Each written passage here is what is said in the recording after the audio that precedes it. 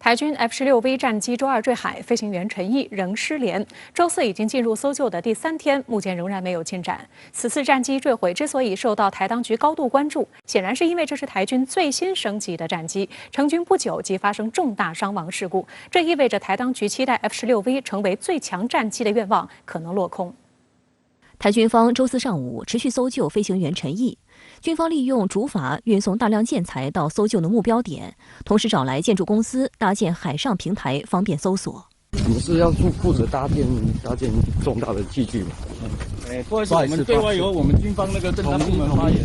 岛内媒体周四宣称，台军方已在失事战机残骸内寻获黑匣子，而在失事地点附近堤防边发现疑似人类腿骨，台军方已裁剪送鉴定。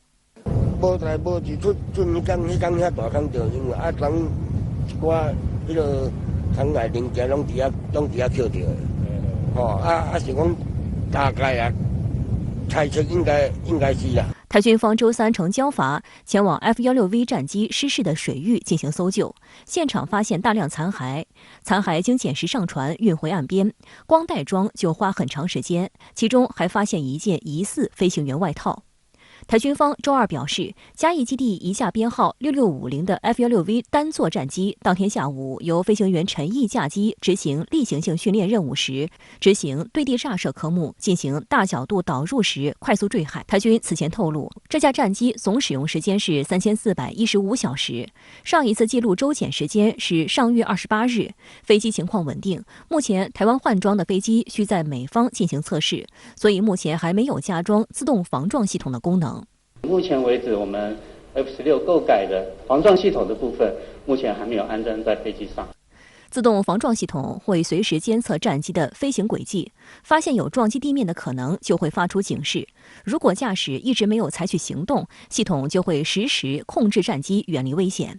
根据美军统计，这套系统确实能有效防止事故。台当局为强化空防战力，耗资近40亿美元，由汉翔公司与美军火商洛克希德马丁合作，将现有141架 F-16AB Block 20战机分批升级为 F-16V， 预计2023年前完成。去年底，台湾首批完成升级接装的60架 F-16V 在空军嘉义基地成军。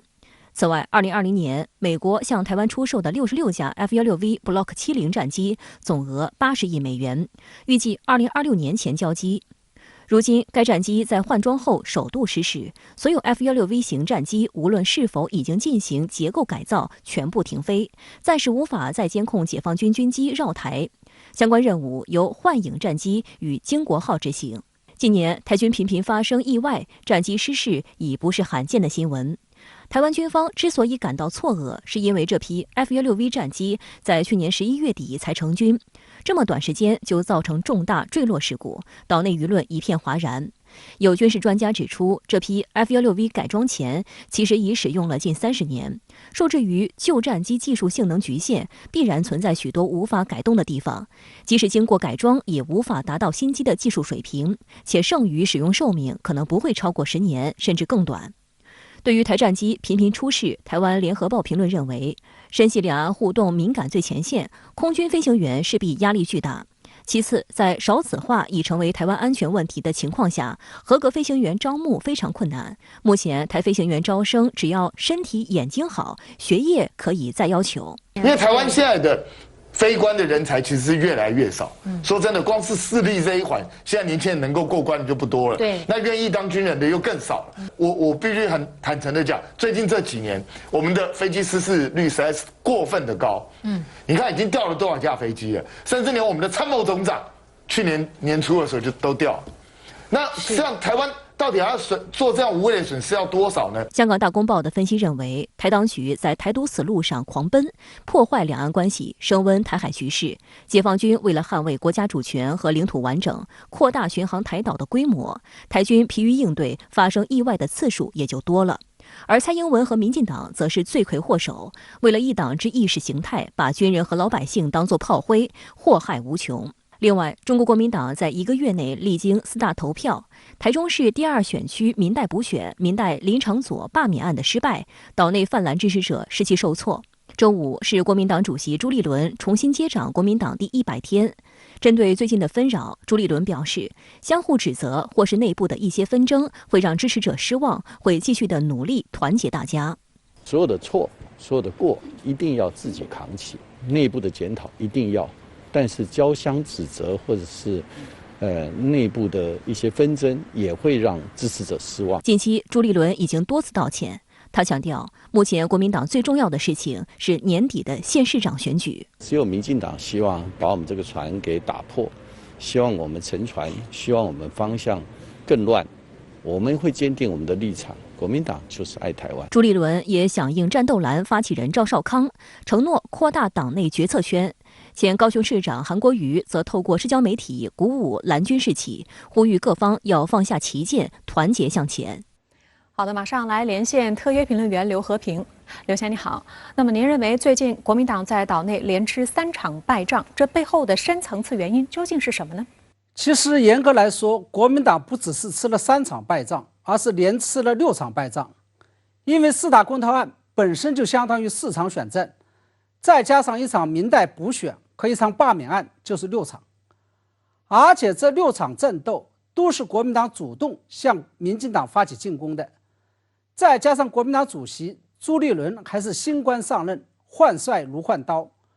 无论如何都不应该败到这样一种境地。我注意到有政治立场偏蓝的岛内媒体认为，国民党之所以兵败如山倒，根源就在于没有了党魂，没有明确的意识形态与中心理念，尤其是没有明确且有别于民进党台独路线的两岸路线。我认为这个看法有失偏颇。在前主席江启臣领导的国民党的时候，的确是在党的核心理念和两岸路线上出现了动摇，甚至是出现了想要淡化与放弃9·2共识的倾向。但是这一倾向在朱立伦当选党主席之后得到了纠正。朱立伦已经明确表示，国民党将会重新举起9·2共识的大旗。但是目前岛内的政治生态与政治版图已经发生了根本性的变化，原本蓝大于绿的政治版图已经被逆转成了绿大于蓝，而且在岛内外政治环境的共同作用下，这一趋势还在不断的得到强化与巩固。我们知道20年前在蓝大于绿的政治生态下，那个时候是民进党逢选必输，撼动不了国民党的执政地位，而现在这是国民党逢选必输，难以撼动民进党的执政地位。我相信只要这种政治生态与政治版图不再一次出现根本性的变化，未来国民党在岛内的生存就会成问题。而这样一种局面发展下去，我们面临的将不再仅仅是岛内政局与政党政治生态的进一步失衡，没有强大的在野力量能够制衡民进党的问题，而是没有力量能够制衡台独，台海局势将会因此而进一步失衡，甚至是天翻地覆的问题。